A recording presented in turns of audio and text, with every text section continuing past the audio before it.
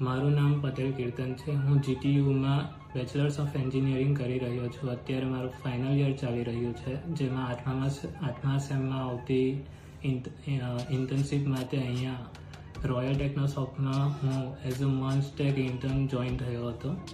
અહીંયા મારો 2 મંથનો એક્સપિરિયન્સ છે. એમાં મને Dhiraj sir, Sameer sir, Krishna ma'am, Rahul sir તરફથી ઘણું બધું શીખવા મળ્યું, જે 4 વર્ષ કોલેજમાં શીખવા નહોતું મળ્યું.